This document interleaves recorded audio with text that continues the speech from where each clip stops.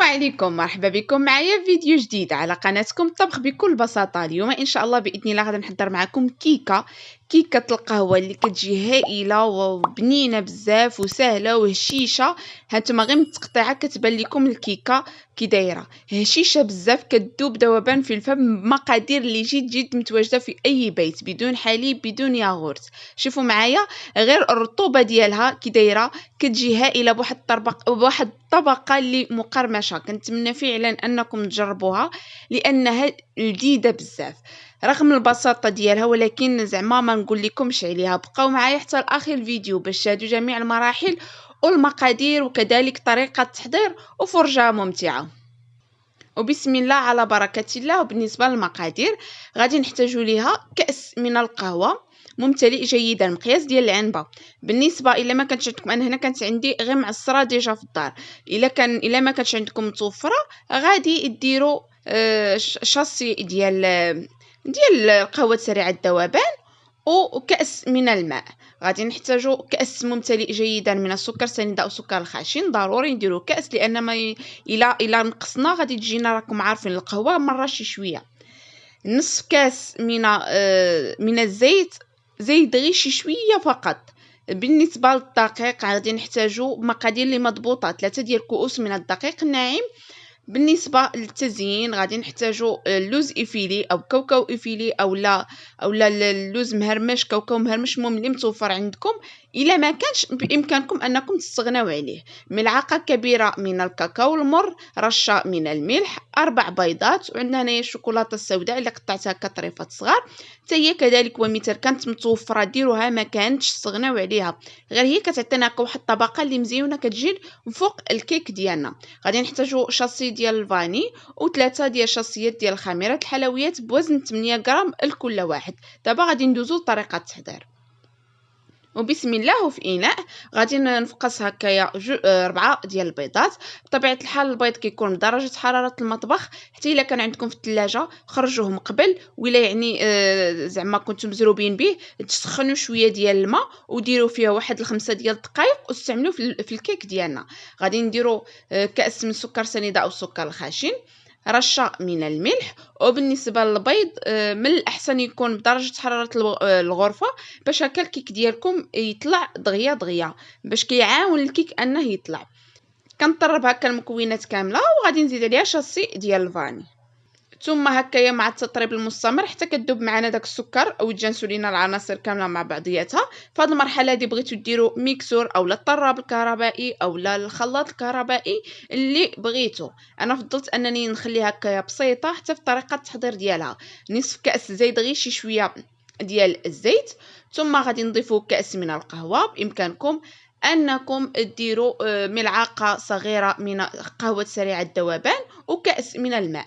غادي نحركو مزيان حتى كيتجانسوا لينا العناصر كامله. غادي نضيفوا كاس من الاول كاس من الدقيق، ثم ملعقه كبيره من الكاكاو المر، وغادي نغربلوهم مزيان. ضروري اننا نغربلو النواشف كامله باش هكا داك الحبيبات ما كيبقاوش لينا، وفي نفس الوقت هكايا كتعطينا كيكه اللي هشيشه وما كيخلينش داك المروريه ديال الكاكاو او الخميره او الدقيق. المهم غادي نحرك مزيان وغادي نضيف الكاس الثاني. المهم الدقيق دائما انكم ديروه تدريجيا شويه بشويه. غادي نضيفوا هكا شاصيات ديال خميره الحلويات بوزن 8 غرام لكل شاصي، المجموع 24 غرام. غادي نغربل كذلك ومثال او لا غادي نخلو الدقيق ديالنا، وكذلك ومثال غادي هكا كنحركو مزيان حتى كنتحصلوا على خليط اللي كيكون خالي من النواشف. المهم غادي نضيفوا الكاس الثالث. هنا مقادير اللي عندي مضبوطه لان هذه الكيكه هذه معتمده عندي. كذلك ومثال كنغربل وكنخلط مزيان حتى كنتحصلوا على قوام اللي كيكون ما خفيفش بزاف باش ما تهبطش لينا الكيكه ديالنا، وكذلك ومثال ما تكونش ثقيله بزاف باش ما تجيناش الكيكه هكايا مدقصه. المهم ملي كنبقاو تنهزو كنكتبوا 8 او لا اي حرف كيكون زعما كتبقى هكايا مطبوعه معنا صافي. هنايا كنزيدو ملعقه كبيره من الخل باش هكا الكيكه كتجينا هشيشه بطبيعه الحال اكثر. المهم مع التطريب المستمر وغادي نخليها جانبا وكناخذوا المول اي مول كان متوفر عندكم. انا بالنسبه ليا خديت هذا المول هذا اللي متوفر عند اي واحد، دهنته بالزيت ورشيته هكا بالدقيق وكنفرغ عليه الكيكه ديالي بهذه الطريقه هذه.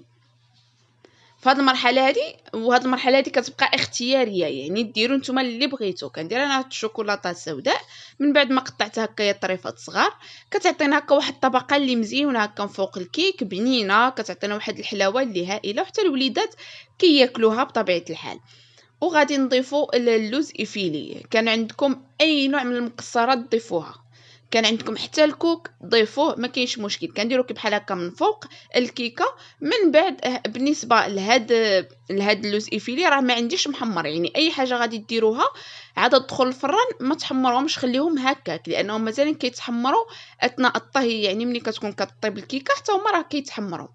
بالنسبه لطريقه الطهي كندخلوها على فرن اللي كيكون بارد، كنشعلوا النار اللي كتكون مهيله لمده ديال 45 دقيقه، كتكون واجده من الاسفل ومن الفوق، يعني ما كنهبطهاش ابدا تحمر. كذلك ومثال بالنسبه للفرن الكهربائي على 170 160 180 درجه على حسب كل وحده والفرن ديالها. النار اللي كتكون من الاسفل ديالها لمده ديال 45 دقيقه كتكون واجده تماما، يعني ما نحتاجوش اننا عاد نشعلوا ليها الفوق بالنسبه لي انا. ولكن كل وحده كتعرف الفرن ديالها، يعني غادي دير الطريقه اللي كتستخدمها دائما. من بعد ما كتوجد معنا الكيكه ديالنا نتوما كما كتشاهدوا كتجينا خفيفه بزاف. المهم بالنسبه للطريقه ديال التزيين يعني وهذه حتى هي كتبقى اختياريه، انا كنعطيكم فقط هكايا زعما اختيارات اولا يعني كنقترح عليكم هكايا. كنجيب الملعقه ديال السكر الناعم وكنضيفو هكايا في واحد المصفات وكنغربل هكايا من الفوق غير قليل فقط. كنتوما كما كتشاهدوا بطبيعه الحال كتعطيها تزيين اكثر زعما كتشهيك انك تاكليها. وكان هذا هو الشكل النهائي ديال الكيكه ديالنا. كنتمنى فعلا انكم تجربوها لانها جد رائعه فعلا. انا ما كانش كيعجبني، ما عنديش مع القهوه بزاف، ولكن منين جربتها بهذه الطريقه هذه وليت معتمده عليها، يعني دائما كنديرها لانها من اروع ما يمكن انكم تجربوها. بنينه هشيشه بطبقه اللي كتجي مقرمشه، وداك الشوكولاته حتى هي كتعطي واحد المذاق اللي زوين. هانتوما شوفوا معايا كتجي هشيشه بزاف. كنتمنى انكم تجربوها والى عجبتكم خليو لي جيم وتابوناو وضغطوا على جرس التنبيه باش هكا يوصلكم كل جديد، وبارطاجيو الفيديو مع الاهل والاحباب ديالكم. وصلنا لنهايه الفيديو، ما بقى لي الا نقول لكم السلام عليكم الى الفيديو المقبل ان شاء الله.